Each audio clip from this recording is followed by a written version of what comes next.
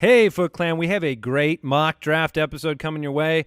We're going to share some rising stars with you. Before we do that, I want to tell you about a podcast called Time Suck, okay? I know how the normal routine goes. You listen to our show, and then you go to the corner and you cry until the next episode comes up the next day.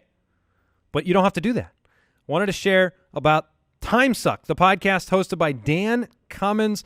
Look, the point of Time Suck is to actually enjoy learning something new each week. This is one of the things that I love about podcasts, is you can turn on a podcast, you can learn something new, and the thing about Time Suck is education doesn't have to be boring. Each episode explores a topic that listeners have emailed Dan about, requesting them to be researched, and Dan doesn't just read you a Wikipedia page. He digs through a bunch of sources, gives you the best info. Some recent episodes of Time Suck include Scientology, Jeffrey Dahmer, Lost City of Atlantis, North Korea, Jonestown Massacre, Dark Web, and Vlad the Impaler. And this is a very exciting, fun show. And I'll give you a warning. It's not for the kiddies. There's some locker room language in there, but it's highly entertaining, and new episodes are released each and every Monday at noon, which is today. So check it out at Time Suck Podcast for more info.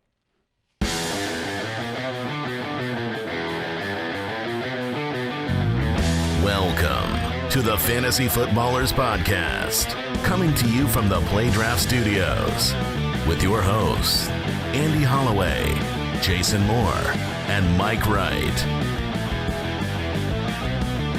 Oh, it is great to start the week with you. Mock Draft Monday! Mock Draft Monday!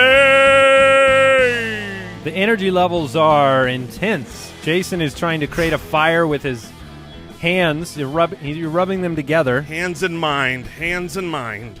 So much more energy than you had late Friday. Oh, man, I was burned out last week. But, you know, starting these weeks off, I think we're going to try to do this maybe through August with these Mock Draft Mondays. Yeah. There's so much to learn on when you mock. Yeah. I love Michael Keaton. Welcome to the Fantasy Footballers Podcast. As Jason said, Mock Draft Monday. We're going to do a 12-team standard mock draft out of the 11 spot today on the show. The dreaded back turn. That's right. I wanted to put us in the 11 spot. That way we have some of those tough decisions about which guy to let drop a couple picks, and it'll be fun. We also have the Raising Cane's Rising Stars of the Week, and I think you're going to be shocked by my answer. Listen, Foot Clan. Prepare to be just absolutely annihilated in the face. So many pieces of news breaking. We're going to talk all about it. Here's a little warning as well. You know, Daddy is going to loosen things up a little bit today. What? If this show is inevitably going to go a little bit long, and I just want my co-hosts to know it's okay. Oh, we know it's okay. We're ready to take this thing to tomorrow. Take it to the limit. So it is going to be a great show. Follow us on Twitter at the FF Ballers. Let's start out with the big news from the weekend. Our quick question of the day. Look, Jay Cutler has signed a 1-year, $10 million contract, another $3 million he can earn in incentives. What does the signing of Jay Cutler as quarterback of the Miami Dolphins mean to the fantasy football world? What does it mean for Jay? What does it mean for Ajayi, Landry, Parker, Stills, Julius Thomas? Yes, Means the list so goes. much to so many different players. I mean, this is not a small tweak. This isn't where you adjust Ryan Tannehill's numbers into what you think Jay Cutler's are going to be.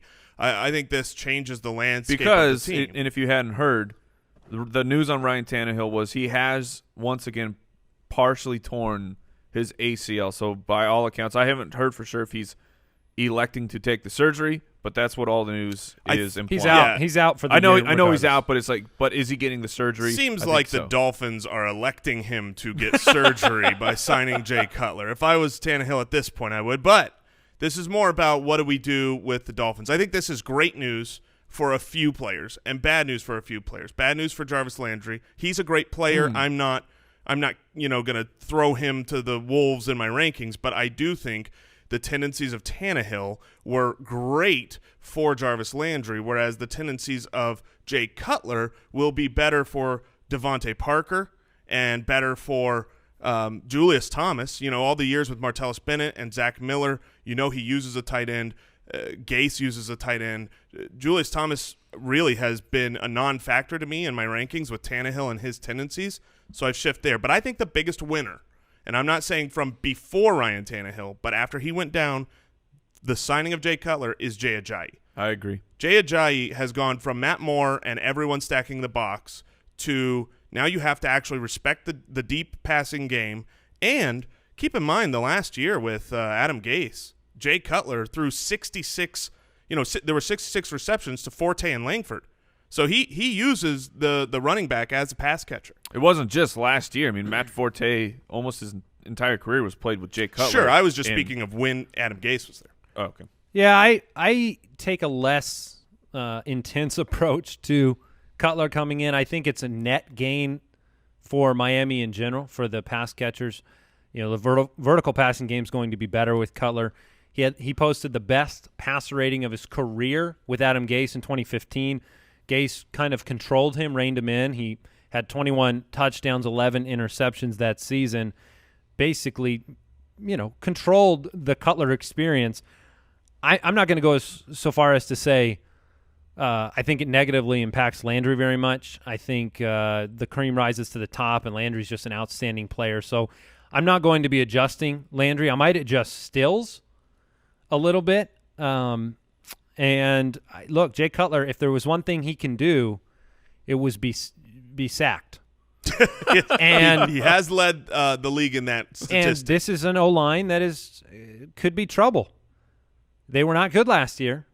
It's going to go with Pouncey and how he can perform. So I'm not really trying to throw water on what you're saying, Jay. You seem very enthusiastic about what you're saying about Jay Cutler.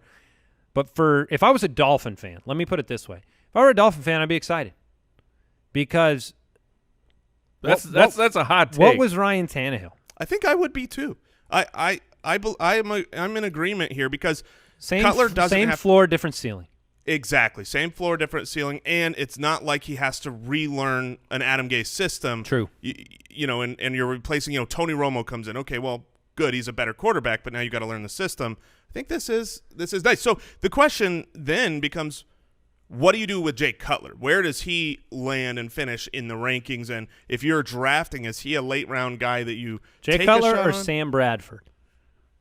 That's a great one. I would take Bradford. Yeah, I'm going Bradford as well. When I brought up on Twitter the fact that I thought this was a net gain for Miami, everybody assumed I meant go sign Jay Cutler. Oh, that really wasn't my point. I was saying it's a net gain for the pass catchers, but yeah, I would take Bradford in that situation. Well, you saw Kenny Stills at the end of last year when Tannehill went down. Matt Moore came in, and Matt Moore was more apt to throw it down the field. And look who had a touchdown every single game the final 4 weeks, and that was Kenny Stills. And that, I think when push comes to shove and you see what Devontae Parker is, like if Devontae Parker and all this preseason hype, blah, blah, blah, if it doesn't come to fruition, I think Stills will really, really benefit from the Cutler signing. Because if you can't lean on Parker and he doesn't become a top-tier guy, it's going to be Stills in the vertical passing element on this team. Yeah, this is definitely one of the situations now where you watch preseason. If he's playing in preseason, I want to see where he's targeting because Jay Cutler has historically been one of those laser-focused on his number one guys. He made Eddie Royal a thing, and Brandon Marshall was his number one guy. Eddie Royal should be an example of why Jarvis Landry's not going anywhere. And sure, it could be. He was absolutely agree. It could be Jarvis Landry because cream rises to the top. Jarvis Landry's great, but I want to watch and see. I also feel like what's the career high in receptions for Stills? Is it in the 40s? Probably. I mean, the no, ball. But Parker is the guy that I'm interested in, not Stills. I mean, you look at Parker; he's 6'3", 209. Yeah, he's the prototype. He's with a the big 33 and a quarter inch wingspan. Alshon Jeffrey was 6'3", 216 with a 33-inch wingspan. It's just that type Ken that Stills, he has been used to. 63 receptions in 2014. Yeah, so he doesn't catch a lot of passes. He catches long ones. Yes. Yeah, it'll be interesting to see how it shakes out. No doubt about it. We talked about Jay Ajayi earlier. In the offseason, this guy, he wasn't targeted. He wasn't very used in the passing game. So if that does go up, that bodes well for his value. Speaking of which, we have ranking shows. The ranking shows are coming. This week we kicked them off. So what are we – Brooks, do you remember if we're starting at running back? Oh, yeah, running back. Yeah. The next 2 days, and then a wide receiver to close out the week. We got to get another Fantasy football is here, my friends. Got to get another court date scheduled with Judge Giamatti. Are you up for that, Judge? Yeah, I think he's available. Okay. We'll take care of that. All right, I'll have my people talk to his people. let's talk about some news. News and notes from around the league. All right, Martavis Bryant. Woo! I feel like I can't speak properly today. That's all right. I've stumbled a few times. I can jump in here if you want for the Martavis Go ahead. Bryant news. Go ahead. So if you follow me on Twitter at FF Hitman, I can't speak either. You spread your disease to me. Yeah. I believe I have spread my disease to both of you. Late last week, Jeremy Fowler did us all dirty. I'm calling you out on this one, Jeremy Fowler. He tweeted out that Martavis Bryant is on the bus. He has his pads. Said he hasn't been cleared, but all things look good. It looks like it's a green light for Martavis now for his full reinstatement, followed by another tweet about 2 minutes later that said, oh, and the GM just pulled him aside, took his pads, shamed him. So you're just complaining about your emotional roller coaster. Yeah, well, I mean, when the green light tweet came out, I was very, very excited. Clearly, that was the sign. Why would you put your pads on and get on the bus if you didn't think you were going to practice? So, I don't blame Fowler. So aside from that, now the news is still trending in a positive direction for Martavis. The Pittsburgh Post-Gazette is reporting the team expects him to practice this week, which means that he will be fully reinstated.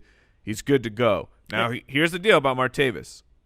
High risk. I will not sugarcoat the fact that if there is another slip-up in Martavis Bryant when it comes to like the NFL player policy, something with a bad test, a bad drug test, then Martavis Bryant is gone. You may never see him probably again. Forever. But if he plays, he is unbelievable. I think he is a solid wide receiver too, and he is a massive, massive boost for Ben Roethlisberger. This news lately with Martavis Bryant has made me realize I am probably going to be bypassing Martavis Bryant. I agree with every single thing you said. Completely agree. If he's on there, it's great for him. He is going to be fantasy relevant, and it's good for Big Ben. But it does bring up the fact that the NFL is not washing their hands of their continuation policy. They have expectations from Martavis Bryant, not just to be clean, but to be in a program, to be following through with said follow-up programs and all of the people he's supposed to be meeting with on a regular basis. If this is happening now, I think the chance of him forgetting one of those appointments, not following through on one of those appointments, is enough to say to me, I'm going to take other really valuable wide receivers that are on the board where he's going in the fourth round. Yeah, and he'll probably drop from there. But I mean, he's even if he's in the fifth, back of the fourth. But like that risk that Mike's talking about sounds a lot nicer in the seventh or eighth round. Yeah, I moved his risk rating up in the UDK. His numbers won't go down, but his risk rating is very high. All right. Before we get into the Rising Stars, a few more pieces of news. Alshon Jeffrey resumed practicing after his shoulder injury. Curtis Samuel, second-round wide receiver from the Panthers, has missed all but one training camp practice with a hamstring injury. And Devin Funchess be looking good. Here's some bad news. What is the good? When Devin Funchess looks good? Catching touchdowns. That's good. Uh-huh. That's what I want. In practice. Yeah, okay. you should probably do that. Josh Doctson exited Sunday's practice with a hamstring injury. Joshua, buddy. Come on, man. Oh, this is deflating news. Yeah, for me. This hurts more than – so Sammy Watkins also kind of rolled up his ankle a little bit. I would much prefer that. I don't want I don't want any bad news coming from the Sammy Watkins arena. It's not good that he rolled his ankle. No, it is not. But I would rather that than a hamstring because when you roll your ankle, the ligaments are going to heal, and if nothing was torn, you're going to recover and be back. With a hamstring, we just always see those reoccurring hamstring injuries. Brooks, take a look and see if we have any updates on Doctson during the show that we can share with the listeners, because I'd like to find out how severe this injury is and how that might affect his ADP. Doctson being injured, that's a problem. I mean, we already talked about Ryan Grant, how good he's looked in camp. Pryor's locked in.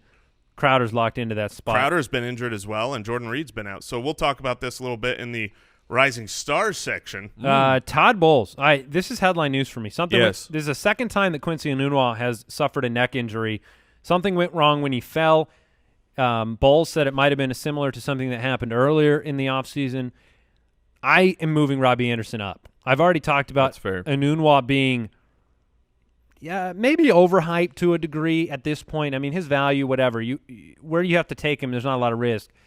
But Robbie Anderson, if something's wrong with Enunwa, I mean, there's just not that many people to catch the ball in New York, and Anderson proved he could do it on a bad team with bad quarterback play and be a streaming candidate. So you talk about those late-round wide receivers that could kind of become something for your roster. Look, it's disappointing. I like Enunwa. I think he's a really good player.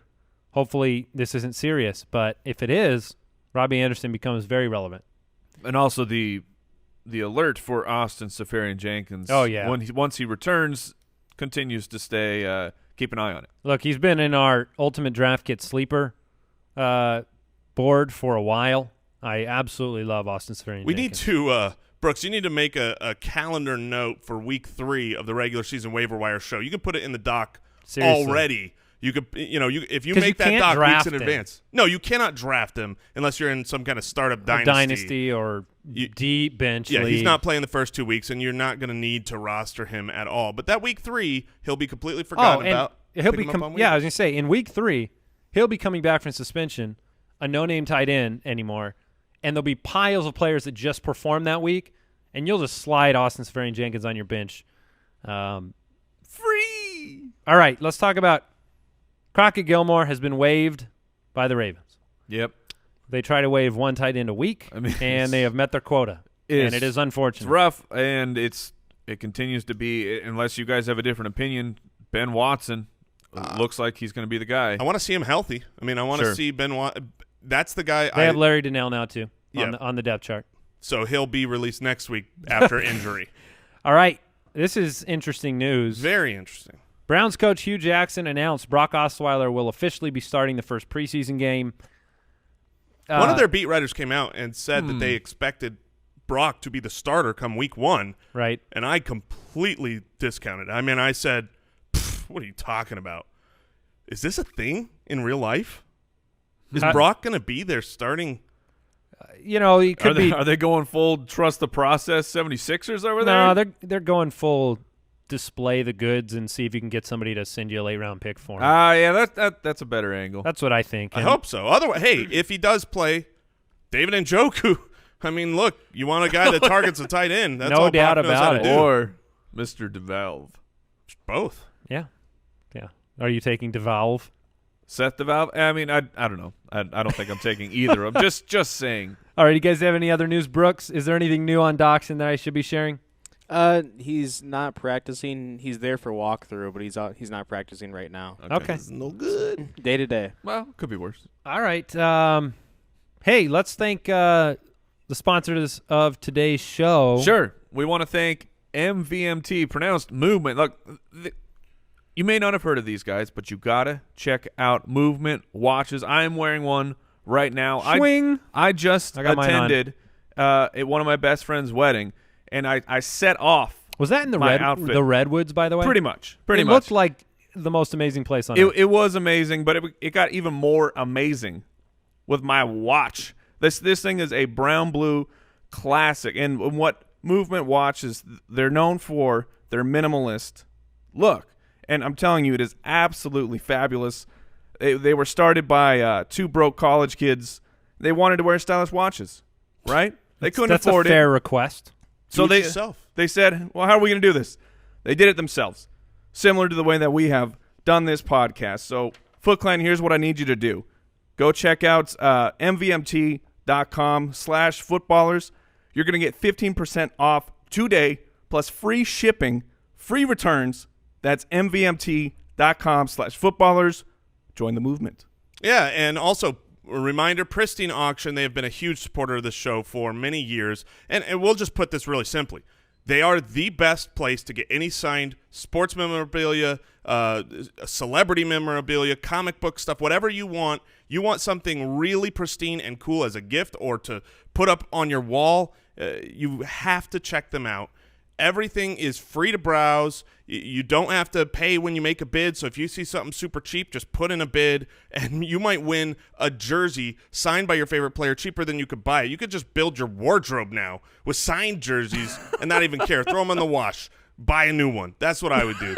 But I'm telling you, you got to check it out. I don't recommend it. I don't recommend this. You've heard us talk about them forever, and they are legit. Everything is completely authentic signatures. They're all vetted. Great guys over there. So check them out. It's Pristine Auction, Pristine auction.com. Make a completely free account and let them know that the footballer sent you. You won't be disappointed. There's hundreds of auctions every day. Whatever you want, they have it.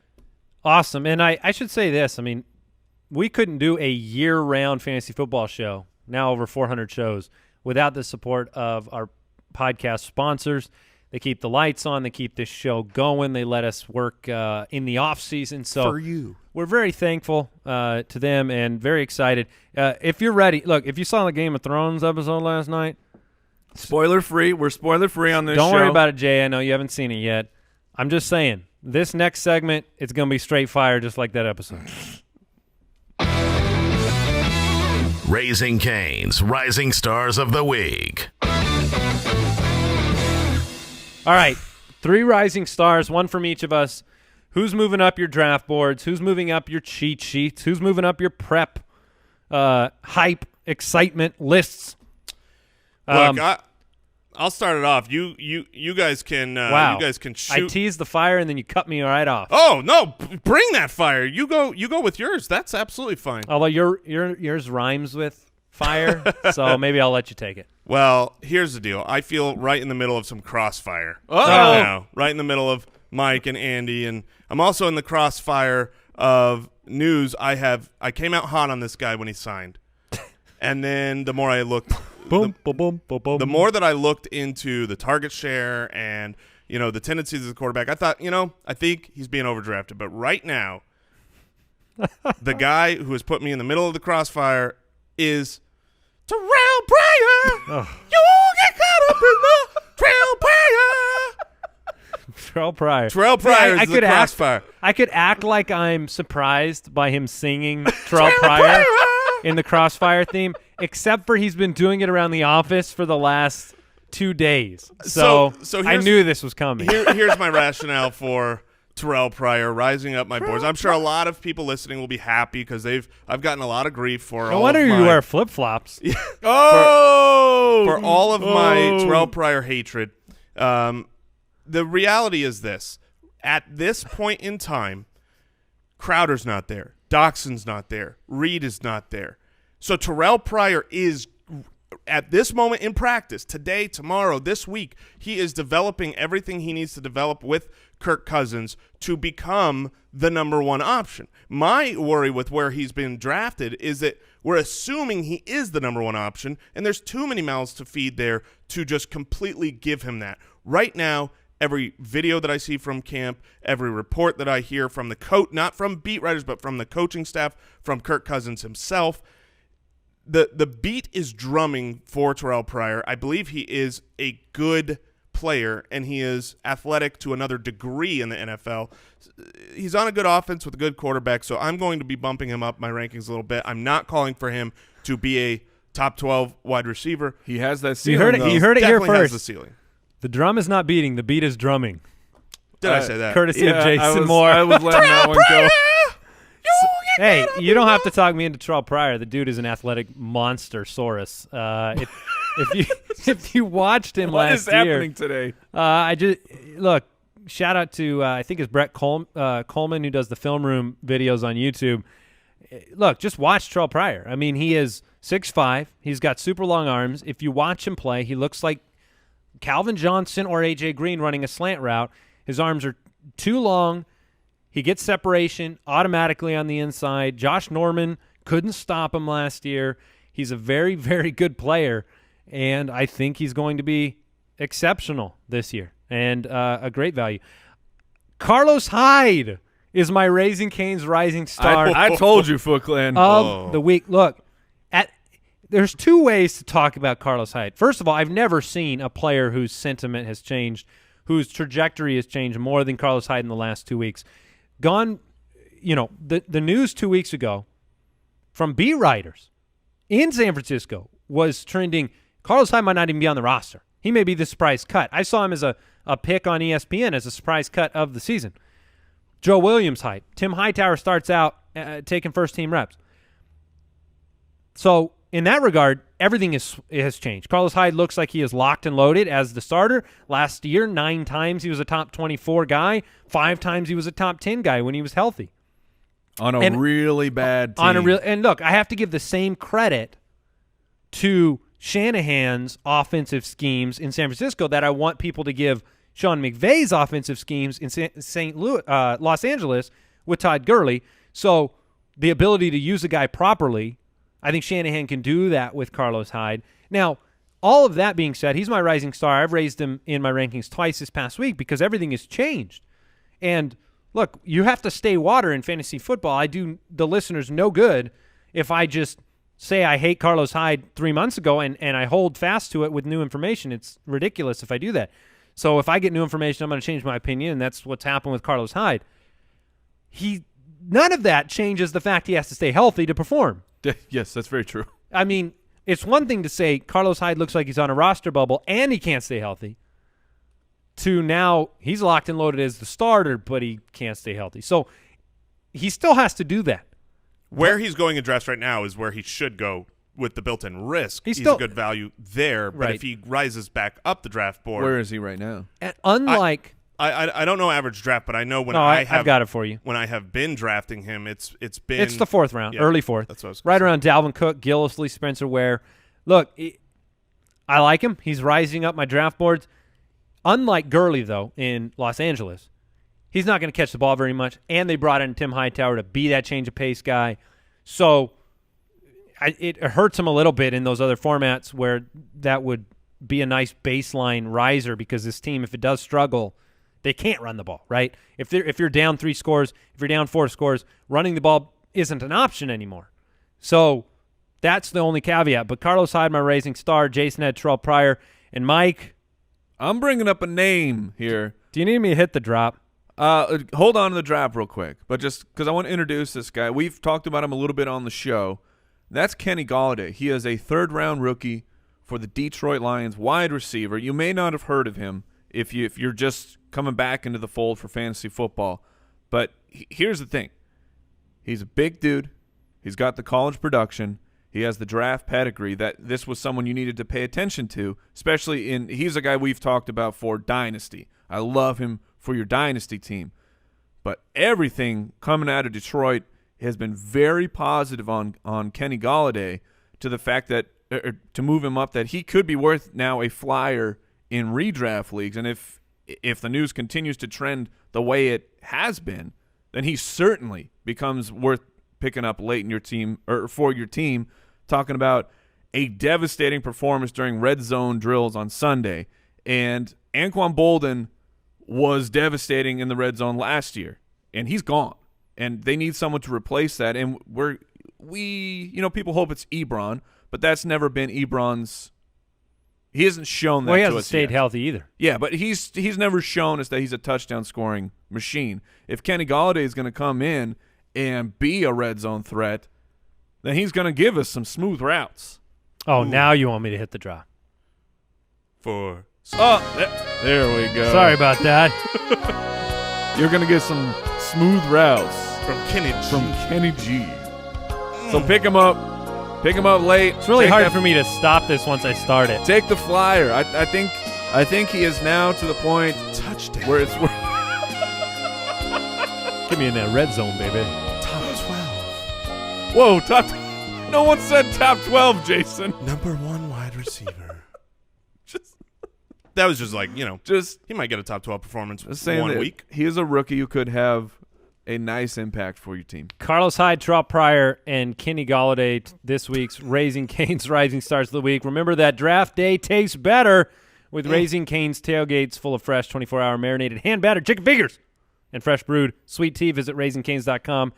Get that extra sauce. Yeah, to Always. find your nearest location. Guys, it's time. Oh. The Fantasy Footballers Mock Draft.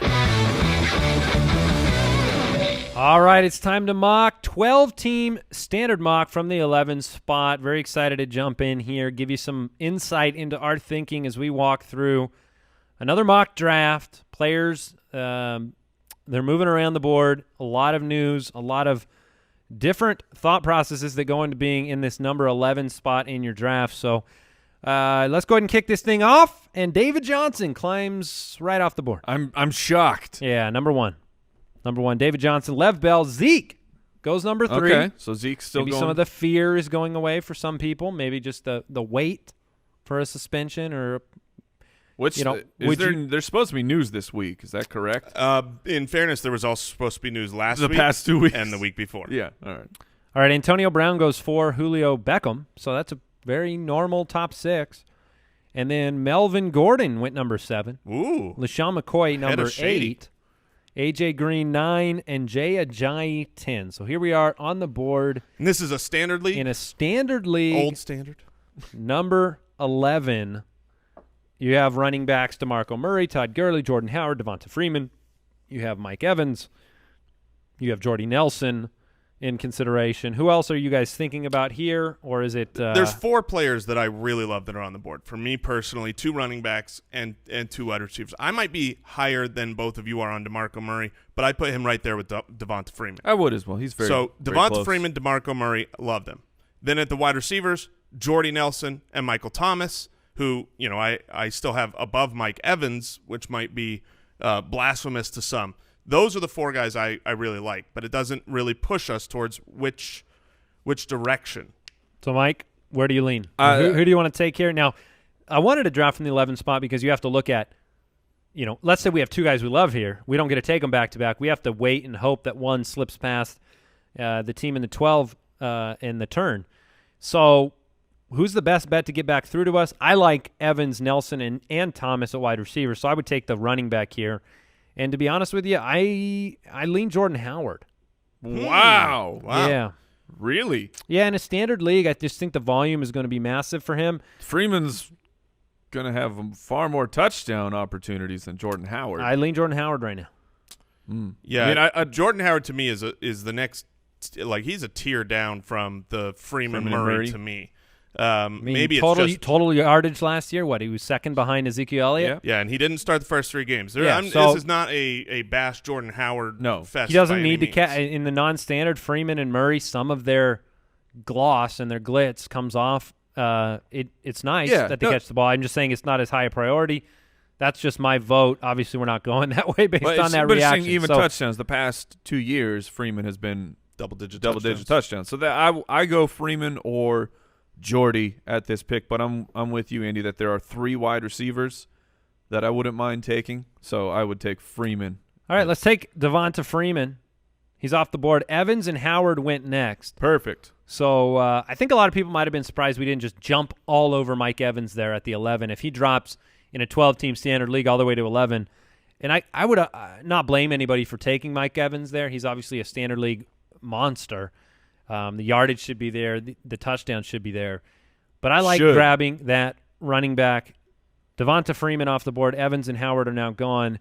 So you still have the opportunity to go running back here with DeMarco Murray. This is a perfect situation for people when they're at the 11. They're going to be in this second spot in the second round going, okay, now Jordy, DeMarco, and Michael Thomas are all 3 there. So let's say you're between Jordy and DeMarco. Do you prefer to start one strong running back, one strong wide receiver, allow yourself flexibility later, or do you want to try to really nail down one position so you can shotgun the rest?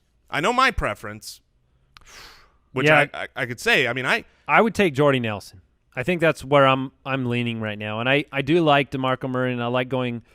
I often go running back, but I think I'm going to take Jordy Nelson in this spot just because I have him ranked so high, and early second round, I'm okay with it. That's where I want to hear what Jason was. Who are you would take? I would take Jordy here as well. Okay, I it's like unanimous. I like the flexibility of having if you can get a stud at each position, it allows me to, in future rounds, not feel like, man, this running back dropped here who's so good, but I feel like I have to get a wide receiver because I already went the double running back. It allows me to take the value on the board. I don't have any problem going running back if Jordy had left or something like that, but this is my preference, and I think we're off to the races here. No, that's a great start to the draft, and I'm going to add to what you just said.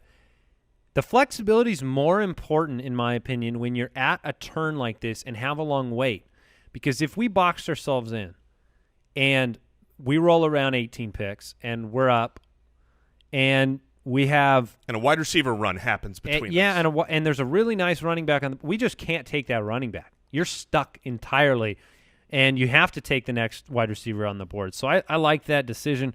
Very interesting here now. DeMarco Murray, Des Bryant, Marshawn Lynch went next. Michael Thomas fell to the 6th pick of the 2nd round. Sammy Watkins, Leonard Fournette, T.Y. Hilton, Todd Gurley, Doug Baldwin, and Isaiah Crowell. Oh, that is so early for Doug Baldwin. I don't like Doug Baldwin in the 2nd round there. Ooh. Way too early. Went ahead of Amari Cooper in this mock. Amari led off the 3rd round, then Brandon Cooks, Devontae Adams, and Gronkowski fell to the 4th pick of the 3rd round. Aaron Rodgers, Dalvin Cook, Ty Montgomery, Gillislee, and then Brady off the board, Demaryius Thomas. And now we need to make a couple of picks, gentlemen. Man, Cook, Monty, and Gillislee. 3rd round. I mean, you think that's a situation people are going to be looking at in their home leagues? Yeah, I do. I think Dalvin Cook's rising quite a bit. Yeah. Cook, yes. I mean, for me, we've talked a lot about Gillislee lately. Redraft, I love him. Regular home leagues, I'm afraid of taking that gamble, especially in the 3rd. And Ty Montgomery is a guy I've risen on, but there's still a lot of question marks there. Jamal Williams could be a factor. News came out of Green Bay this past week that Aaron Jones was running with the 3rd team.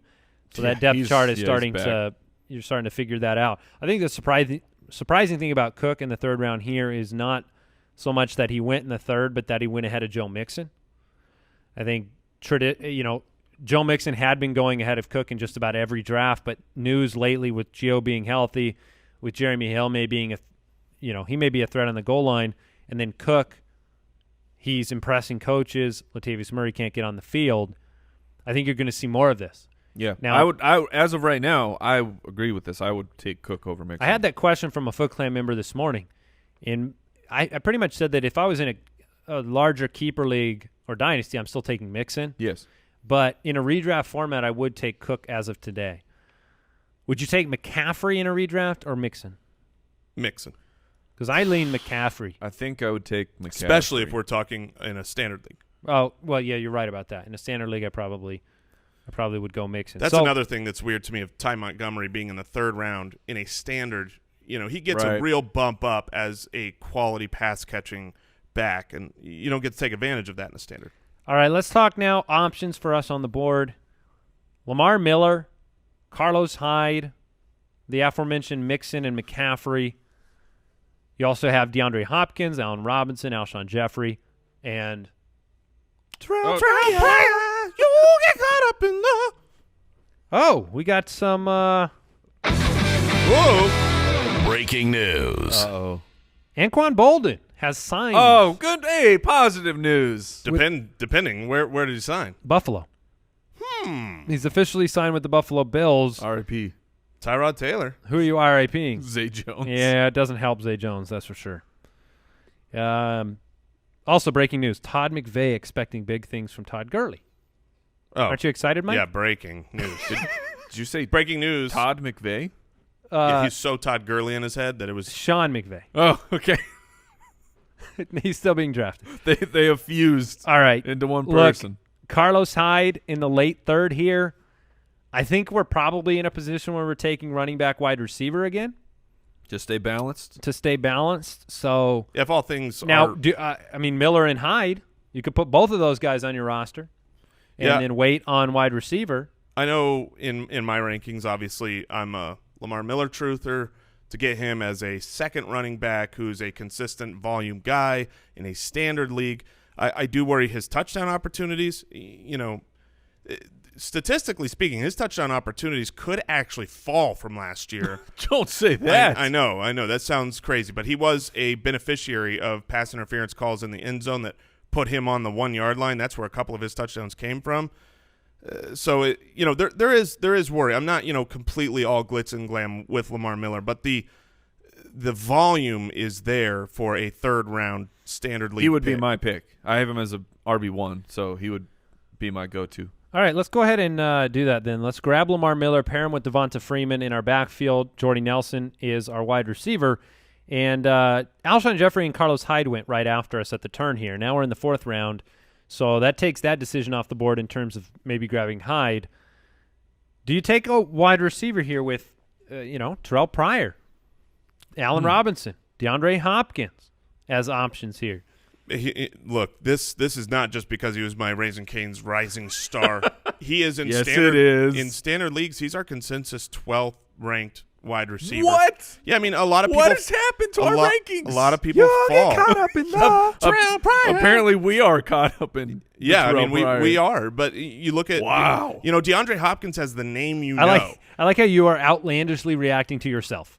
Yes. Well, I'm going to verify where I have him.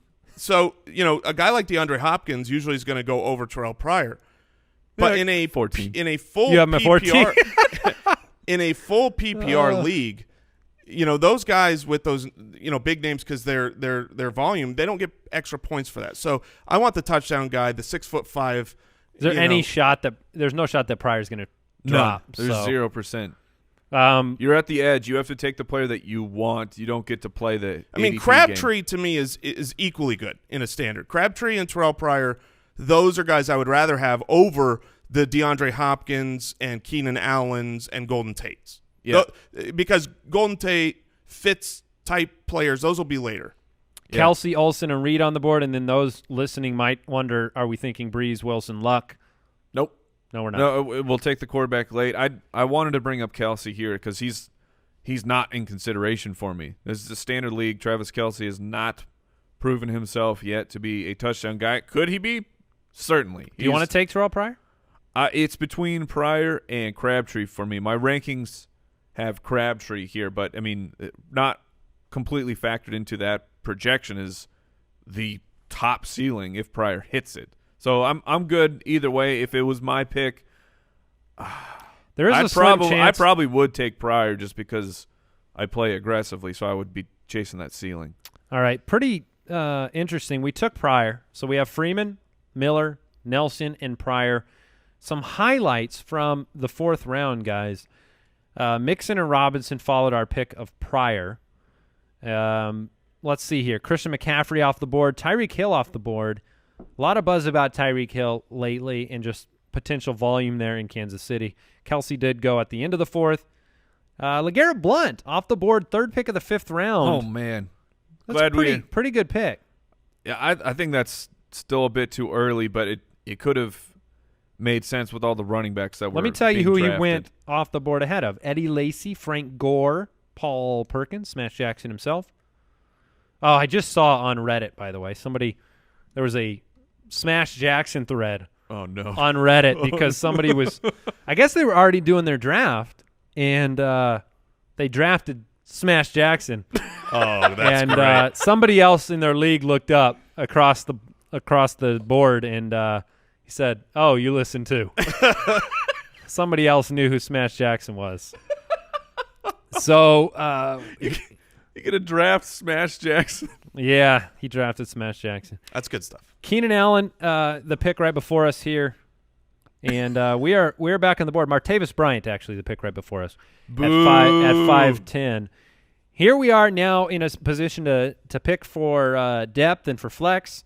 Andrew Luck still on the board at the back of the 5th, certainly a result of recent news. Now, I want to go on record.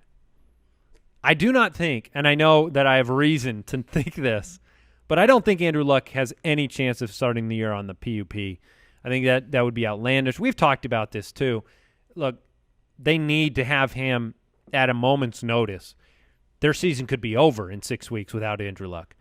So Yeah, so even if he's not ready for week 1, they're probably not going to put him on the pup because that means he can't play till week 7. I completely agree with you. Exactly. But And so he could still miss weeks. he could still miss weeks, of course. Yeah, that's what Jason just said that you are saying twice. I'm just echoing it that that We're he not could saying still that, miss weeks. Yeah, we're not saying he's a lock. I'm not to- well, drafting let me him in the let me fifth. continue my on record to say I don't think he'll miss any time. Okay, and that's what I'm hearing too. For the buzz out of Indianapolis is that Luck will be ready for week 1, but you're probably not going to see him If before we that. don't take a quarterback right here at the end of the 5th round or the beginning of the 6th, we're going to be waiting, obviously, quite a while. It'll be end of 7th. It's the 7-8 turn.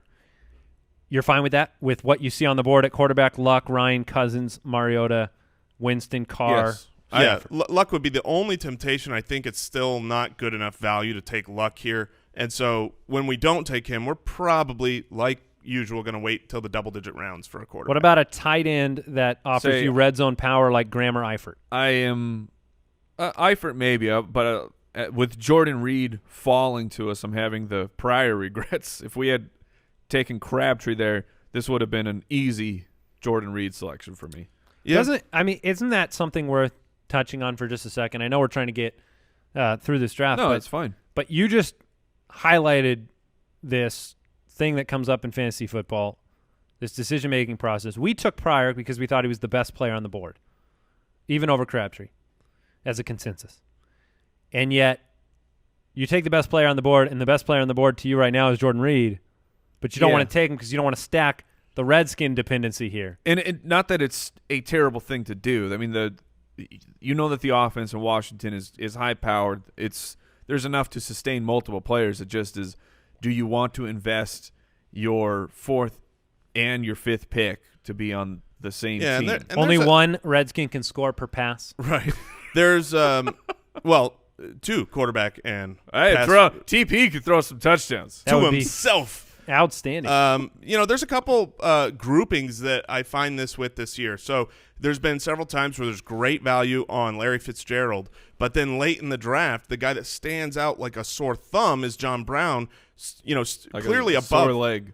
Yeah. Yeah. They're clearly above others, and I have that regret of taking Fitz. So it's something to pay attention to while you mock. What are those players that maybe you don't want to put yourself in that position? Eddie Lacy, Frank Gore, Tevin Coleman, Paul Perkins, AP, Adrian Peterson on the board. Could be a standard league home run. could be. Depending on your take. Doug Martin on the board. You also have a lot of PPR guys sitting there on wide receiver. Jarvis Landry, Julian Edelman, Jamison Crowder, Larry Fitzgerald, Stefan Diggs.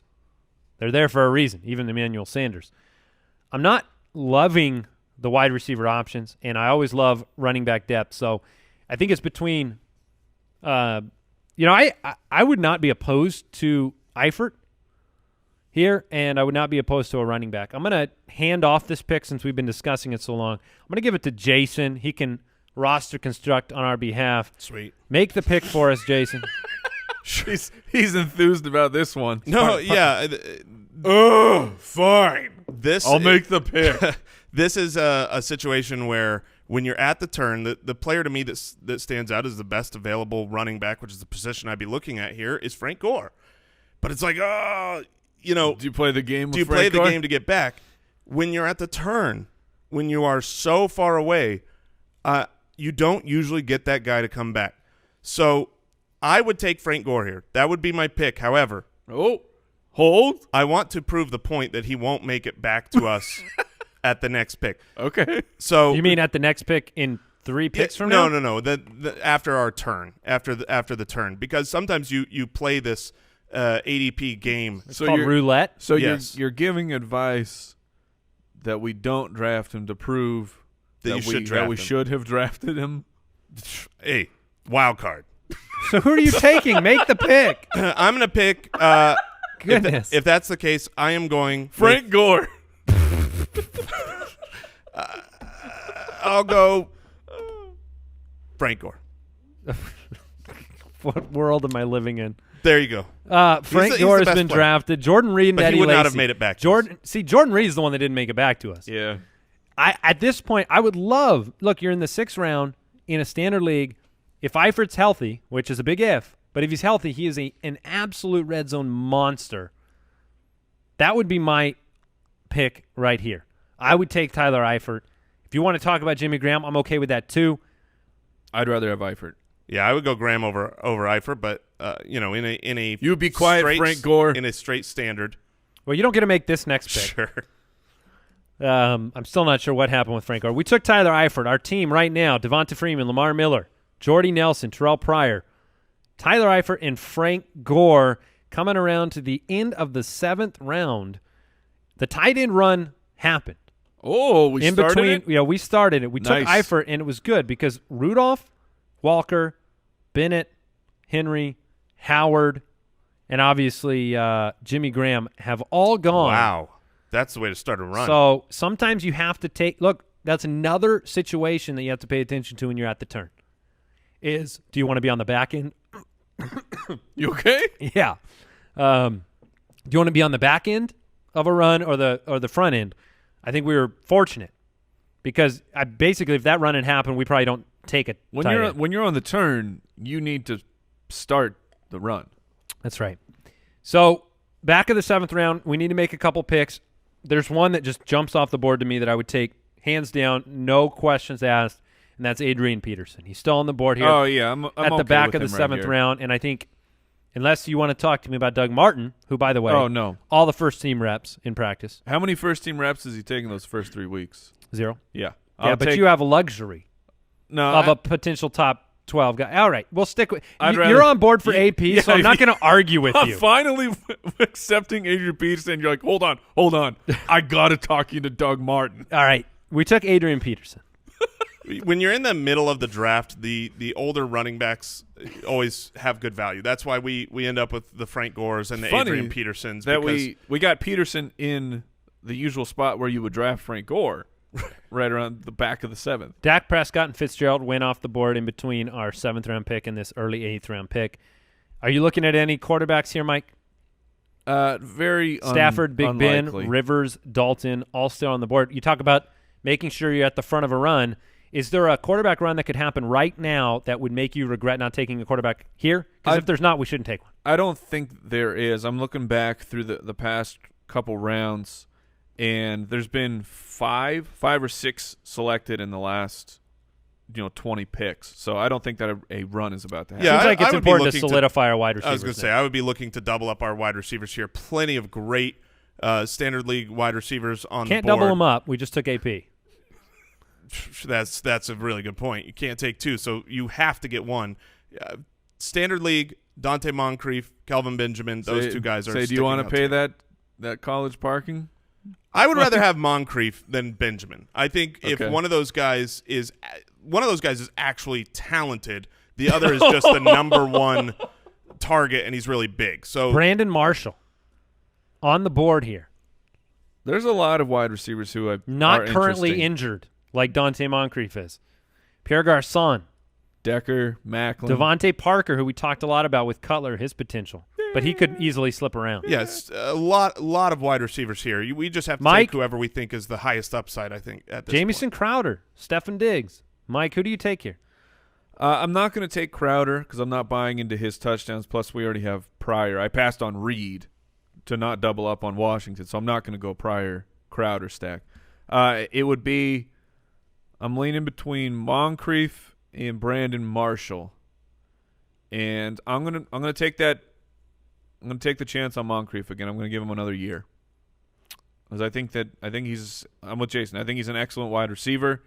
Last year was derailed by injury. Very interesting. We took Moncrief. He joins the roster, and no quarterbacks.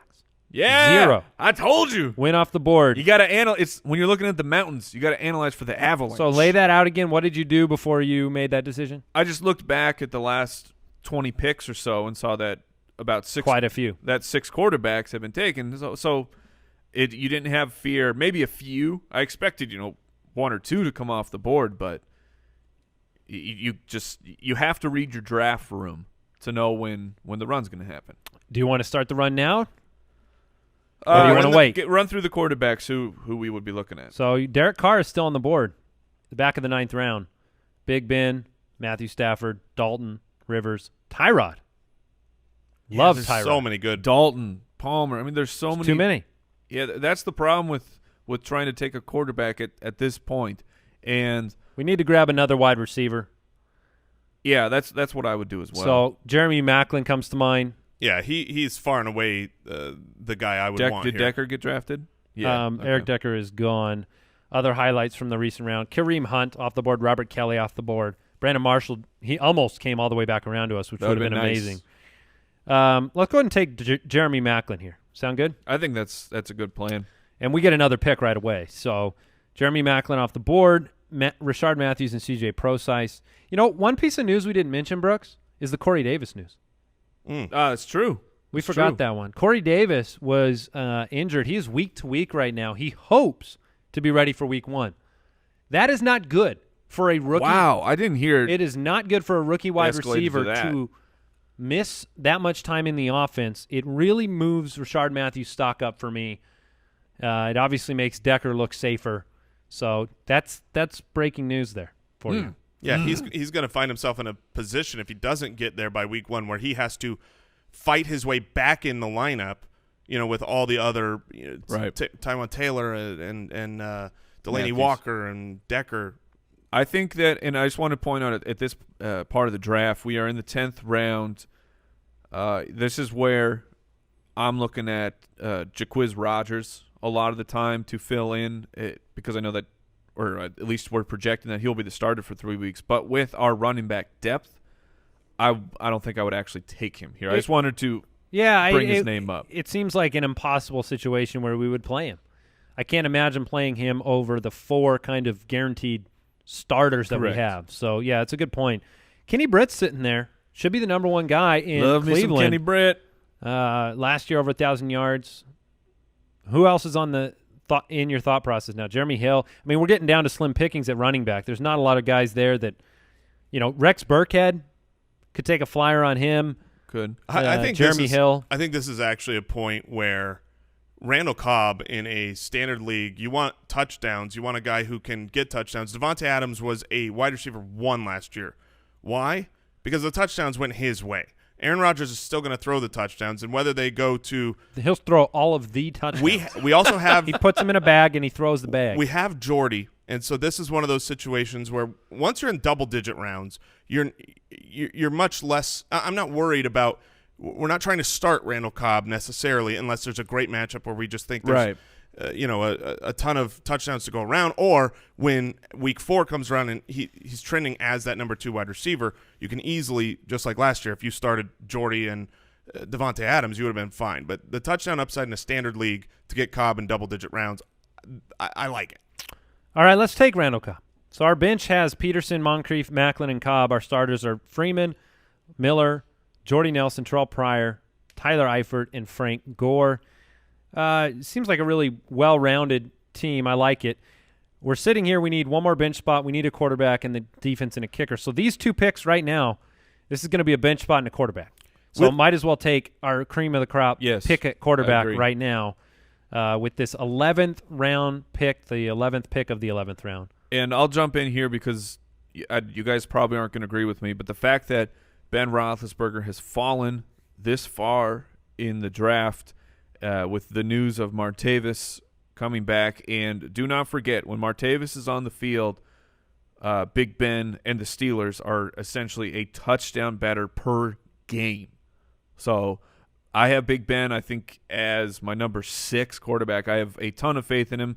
Granted, you have the home away splits, which can be very nasty, but I would take Big Ben. I actually love that pick for where we're at, and if there is a chance that one of the Staffords, Rivers, Tyrod Taylor gets back to us, they will. I don't usually go 2 quarterbacks on a roster, but I feel like our depth is good at running back, at wide receiver.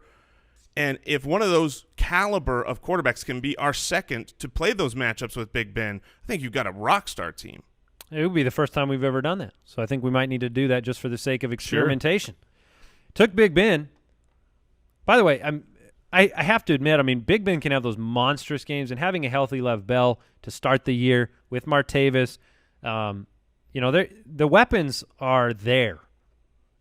Antonio Brown, you don't even talk about him because 'Cause he's you just locked and know. loaded. Yeah. You just know what he provides. But he's been talking at length about Justin Hunter, which, look, in fantasy, I'm not excited about Justin Hunter.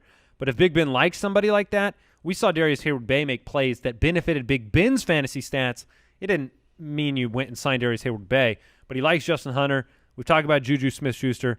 You still have Rodgers. Sammy, look, the the Sammy weapons Coates are- is still there. I mean, they're unbelievably high-powered, probably more than anyone in the NFL. Now, here's something, though. We did draft Big Ben. Gio and Derek Carr went.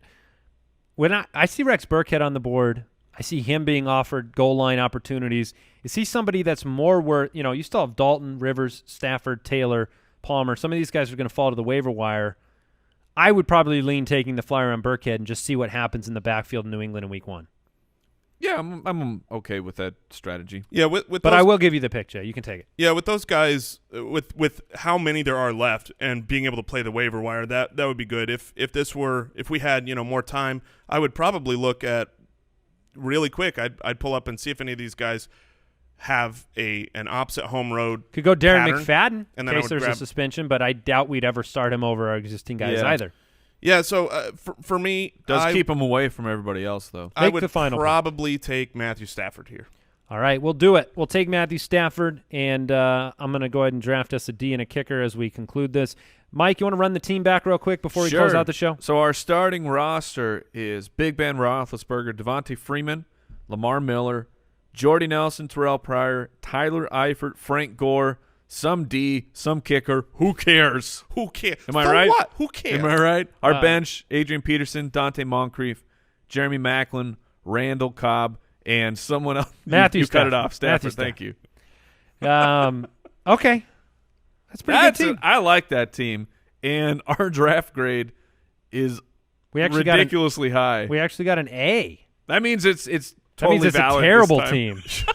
That means that Do team not pay failed. attention to draft grades. Yeah, give them that disclaimer real quick. Yeah, because it's almost impossible for the human mind to not give a care about that, the validation that comes with it. It feels good. It feels good, but when you have a great team and you get a C-, just don't worry about it. You know more than the computer. Look, the way that you can draft an A+ every time is to just take the best available player on the board. So that's not the goal. You want an actual Foot Clan title. And we talked a lot about it on this show. Just it's roster construction. That's very important. It's not just he's the best guy, highest on the rankings. I should take him. No, you have to think about lots of different factors. All right, guys. I like this any team a lot. concluding thoughts? Any final words about the team? We best- just the won a best team championship. ever, Yeah, yeah. best team of all time. Terrell Pryor. You get caught up in the- That was a long show. I wonder how many people know the Crossfire reference there. No, almost nobody. Yeah, we didn't even talk about it. No, trust me, there's plenty. There's enough out there. That game was so fun until your hand started to get sore. Yes, that's true. And if you want to basically mock draft, but for real, go to playdraft.com/ballers. Play some basketball. Yeah, y'all. See you tomorrow. Goodbye. Thank you for listening to another episode of the Fantasy Footballers Podcast. Join our fantasy football community on jointhefoot.com and follow us on Twitter @TheFFBallers.